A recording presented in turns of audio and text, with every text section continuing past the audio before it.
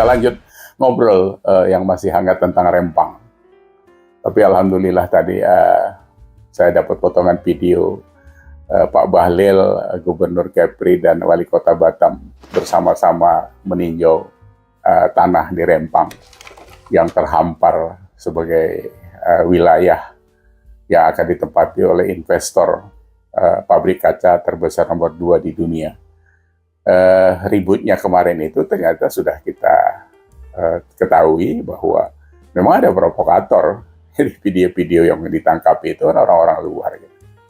Kita tidak tahu siapa yang punya kepentingan ini, tapi ini gangguan-gangguan seperti ini ya sama seperti di Jakarta, ada gangguan demo, bahkan anak-anak kita UI saja bisa masuk angin gitu, sampai nantang Jokowi untuk turun, mau dimanjurkan dan sebagainya. Ini kan memang ada bohirnya, ada dananya, gitu. Apalagi Rempang, gitu kan. Yang dipakai adalah etnis Melayu, seolah-olah etnis itu akan dihanguskan, akan dimarginalkan oleh pemerintah. Anda percaya bagaimana Pak Jokowi mengurus Indonesia hampir 10 tahun ini? Urusan BBM Papua yang puluhan tahun tidak bisa diberesin oleh presiden-presiden yang mengatakan dirinya keren itu di tangan Jokowi. Di 1 bulan dilantik, harga BBM sama.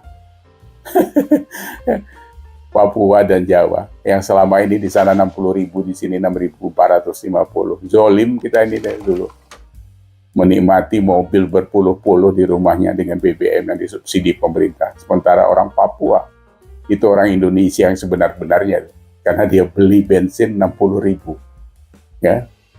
Nah, jadi zaman Pak Jokowi ini nggak ada yang terbesit di hatinya untuk memarginalkan rakyatnya. Mana mungkin? Kalau itu yang kalian sampaikan, itu ya kedunguan itu ada sama sampean, bos. Kalau gangguan ya kita sudah tahu. Di Morowali aja waktu itu di Luwuk juga Luwuk ya, kalau nggak salah. Soal nikel kan ada demo. Gitu. Terus ada statement pengusaha besar di Sulawesi Selatan yang mengatakan bahwa itu harusnya pabrik nikel itu dikelola oleh BUMD. Bos, orang sudah investasi di situ miliaran dolar, tiba-tiba ente datang ngerusuin terus mau ngambil, katanya BUMD yang disuruh ngurusin. Kita tahu kemana arahnya, demo Cina, nggak tahu kemarin dia ngeresmikan pabrik nikel dia sendiri. Siapa itu? Yusuf Kalla, ya kan? Jadi kelas-kelas orang kayak gini ini kan harusnya sudah berhenti sajalah dengan cara-cara lama itu. Udah apa nih itu? Udah urusan basi itu kayak gitu. Nah, terus dalam kasus Rempang kita juga dengar bagaimana Somad hadir di sana katanya. Buat dapur umum malah katanya gitu. Nah, terus kemarin ada potongan Rizik juga bicara soal pembelaan malah menyerempet lagi ke Islam karena ya Rizik kan pakaiannya kayak gitu. Pakai sorban, baju putih, teriak-teriak, takbir. Padahal mulutnya kotornya lebih parah dari got. Gitu. Mana ada orang Islam seperti itu? Jadi semua agama ini dipakai untuk hal-hal yang sangat kotor. Jadi kalau kita lihat, ini lebih parah dari zaman jahiliyah mungkin. Mana ada orang zaman jahiliyah mungkin. Orang takbir habis itu mulutnya comberan kayak gitu. Nah, ini semuanya dipakai oleh lawan-lawan politik. Jadi kita sekarang ini harus berpikir cerdas. Karena nanti kaitannya juga adalah terhadap Pilpres sekarang ini, gitu kan. Pilpres ini juga sudah menghangat kan. Kemarin ada isu soal tampar-tamparan dan sebagainya, sudah ditutup oleh Pak Jokowi. Jadi itu tidak perlu dibahas lagi karena kita bisa merasakan kenapa itu harus di case close gitu ya. Ya, karena kepentingan negara lebih besar dari sekedar kepentingan main cekek dan tampar itu. Ya. Nah, Rempang itu kan kemarin dipancing seperti itu juga. Kalau itu kemarin nggak bisa diatasi, ya merembet kemana-mana itu akan membesar gitu. Tapi alhamdulillah dari dulu kita kalau ada simptom seperti itu cepat diatasi. Jadi aparat kita, polisi, TNI ini, alhamdulillah integritasnya masih tinggi terhadap negara ini. Kalau tidak ada beliau-beliau ada di sana dengan dengan tanggung jawab yang begitu tinggi. Sudah amburadul lama kita ini, ya. Kasus Jakarta aja dulu kan, pilkada Jakarta itu kalau itu sampai lengah sedikit saja, itu pecahnya Indonesia. Kan kemarin sempat memecahkan Jakarta juga, terbelah kan. Hasilnya apa? Dapat Gubernur Anies Baswedan yang ditinggal sumur resapan. Itu satu produk kayak produk under quality kalau menurut produk, atau sebenarnya itu produk reject kalau di dalam produk nggak laku diedarkan itu karena memang kualitasnya kualitas serampangan. Tapi ya apa boleh buat, begitulah prosesnya sampai dikorbankan Ahok, orang baik bisa bekerja jujur, ya, di setting seperti itu. Ya kan Buniani kan sudah menyampaikan yang terakhir, membuat statement, saya masih ada videonya, ya, bahwa settingan potongan video itu dibuat partai tertentu, ya, 30 detik itu mengorbankan Ahok masuk penjara 2 tahun. Dan Buniani sendiri juga masuk penjara kalau nggak salah. Kalau dia yang salah sebenarnya kan Ahoknya tidak salah gitu. Tapi ya sudah, karena politik kita memang ada begitu-begitunya gitu. Nah ini menyongsong Pilpres, ini juga harus hati-hati, jangan salah-salah langkah gitu.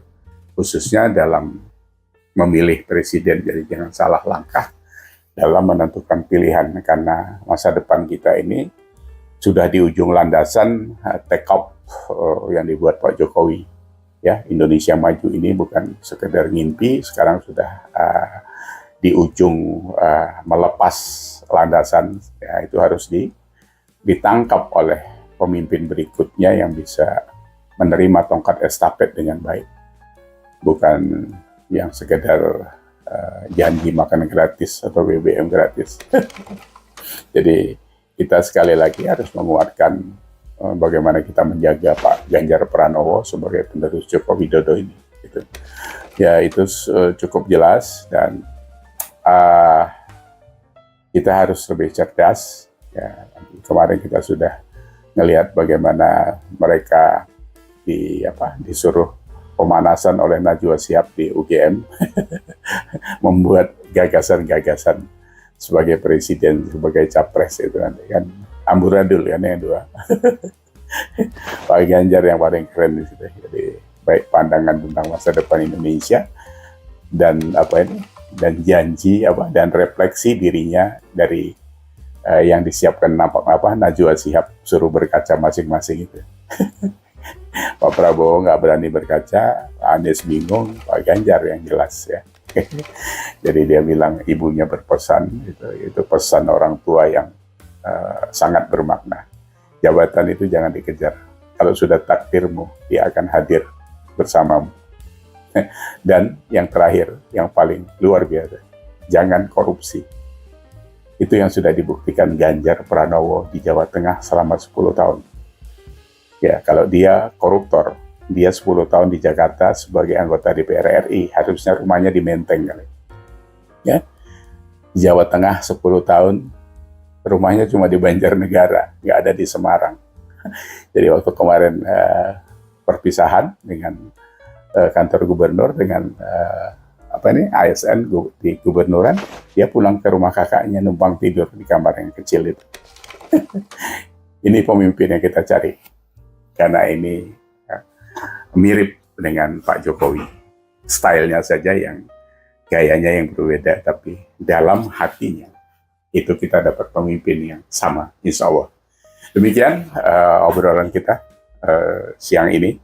Semoga hal-hal yang kita harapkan dari sebuah kebaikan akan menghasilkan kebaikan yang berkepanjangan. Terima kasih sekali lagi. See you.